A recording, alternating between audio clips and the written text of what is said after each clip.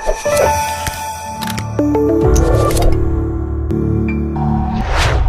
عليكم ورحمة الله وبركاته. kusoo dhawaada barashada luqadda Python. casharkeennii hore waxaan soo qeexnay ama isla soo fahnay wuxuu yahay programming. waxaan dhahnay waa qaab computerka loogu sheego wuxuu qaban lahaa iyo siduu qaban lahaa. haddii aan rabo qof inaan u sheego ama aan wax faro oo wax aan dhaho waxaas ii qabo, waa inay jirtaa luqad ama qaab aan labadeenuba isku fahmayno. marka badanaa luqad ayaa dadka lagu wada hadlaa, ama Soomaali ama Carabi ama tii la midka ah. luqadaasna waa inay labadii daraf ay yaqaanaan si u wada xiriiraan. computerkuna sidoo kale si aan ugu sheego amaradii ama instructionskii aan kasoo sheekaynay, waa inaan helnaa qaab aan ku wada xiriirno. nasiib wanaag computerku wuxuu leeyahay isaguna luqadihiisii ayaan ku wada xiriiri doonaa. waxaa la dhahaa computerka luqadihiisa waxaa loo qaybiyaa ilaa 3. tan koowaad waxaa lagu sheegaa machine language. machine language waa luqadda computerku uu fahmo ee asaasiga ah. luqadaas waxay ka kooban tahay iyadoo dhan xarfaheeda iyo calaamadaheeda iyo shaqalkeeda iyo shibnaheeda iyo marka la isku daro 2 xaraf oo kaliya, eber iyo hal. machine language sidoo kale binary language-na waa la dhahaa. binary waa 2, eber iyo hal oo kaliya ay ka kooban tahay. sida laga yaabo inaad dareemaysid inaad amarada computerka aad siinayso dhan iyo eber iyo hal aad ku muujiso, way ku adag tahay bini'aadanka. waa luqad aad u dhib badan, laakiin computerku luqadaas ayuu fahmaa, sida aan gadaalna ka arki doono hadduu aliraa. waxaa luqadda labaad lahaa assembly language. assembly language waa luqad xoogaa tii hore ka dhib yar, iyadoo meesha kii hore eber iyo hal oo kaliya uu isticmaalaya waxay isticmaashaa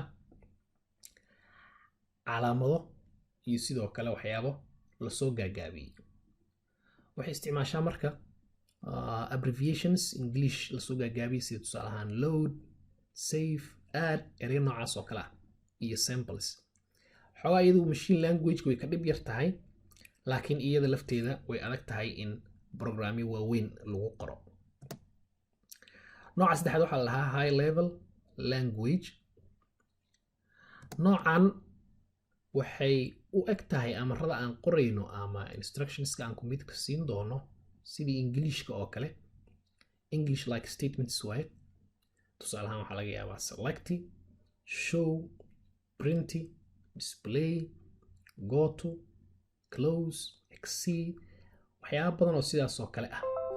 dabcan luqadu way kala duwan yihiin oo luqad walba waxay leedahay instructions u gooniya, laakiin fikradaha guud sidaas oo kale ay noqon doonaan.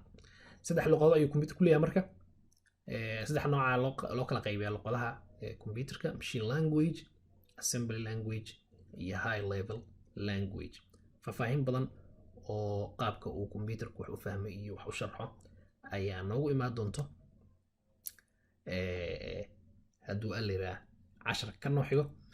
luqadaha high level languages way badan yihiin. kuwa ugu caansan waxaa ka mid ah kuwa meeshaan ku qoran sida Java, C++, Python, C#, Visual Basic iyo kuwa kale oo aad u tiro badan.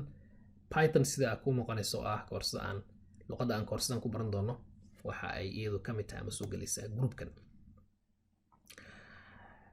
faahfaahin badan xiisad dambe ay noogu imaan doontaa iyo casharka noo xiga hadduu alaa, laakiin waxaan rabaa in aan wax yar in la wadaago koorsada iyo waxyaabaha aan ku baran doono qaar ka mid ah in aan idin dulmaro. koorsadan waxyaabaha aan ku baran doono waxaa ka mid ah language fundamentals ama asaasiyaadka luqaddu ay leedahay. tusaale ahaan waxaan ku baran doonaa wax la yidhaha variables, operators, input, output, comments, syntax iyo waxyaabo badan oo la xiriira waxyaabaha luqadda u ah asalka ama bilowga ama asaaska.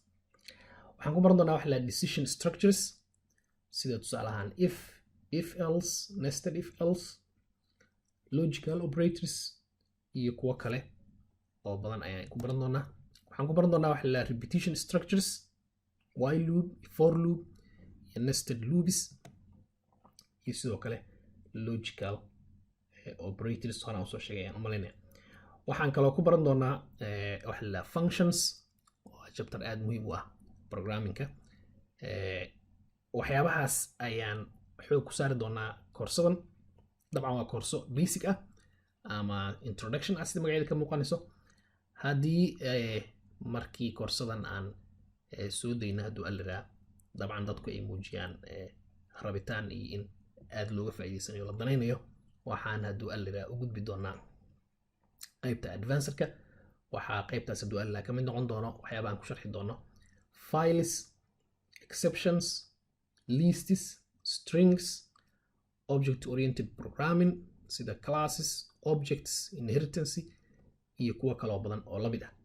sidoo kale waxaan rajaynayaa hadduu alliraa haddii ay dadku danaynayaan oo ay muujiyaan inay aad uga faa'iidaysanayaan inaan sidoo kale duubi doono koorso la xiriirto Python data analysis oo ah meelaha Python aadka loogu isticmaalo looguna hadda jacaylka badan yahay luqadan barashadeedana waxyaabaha aadka u koriyay ay ka mid tahay.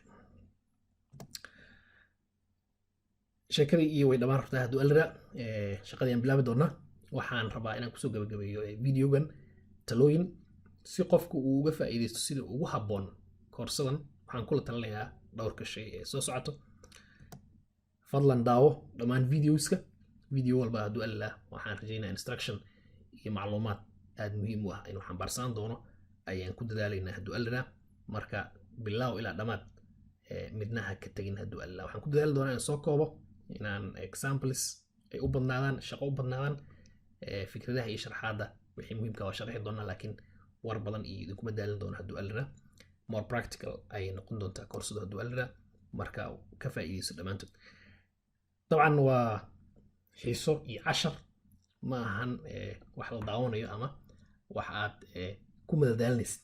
marka waxaan kugula talinayaa please ag fariiso, buuggaaga soo qaado, notekaaga qoro, jooji, ku celi, qor, xifdi, baro, isweydii, su'aal iska weydii, arday noqo please oo sida ay tahay uga faa'iidayso. koorso aad muhiim u ah waaye sida aan horan usoo sheegay gadaalna ka arki doonaa hadduu alliraa. shaqooyin aan diri doonaa markaan casharada qaar dhigno. waxaan diri doonaa exercises. waxaan dhihi doonaa isku soo day, kasoo shaqee, marka isku soo day, waqti geli, ka feker, raadi, qalad, sax, la kaasho haddii asxaabiya aad leedahay, ka dhiskaas gareeya, isku day inaad xalkeedii soo hesho hadduu alliraa. qodobka ugu dambeeyo oo waxa hore oo dhan isku soo fooqsanayo oo kan ugu muhiimsan ah, please practice. waxaan waa dabcan programming iyo in la qoro programs iyo code. laguma gaarayo inaad wax daawato iyo wax fiirsato iyo wax qorto unless adigu aad samayso. waxaa ku dadaashaa please inaad practice garayso, ku celceliso oo sida aan u samaynayo aad u samayso several times, dhowr mar.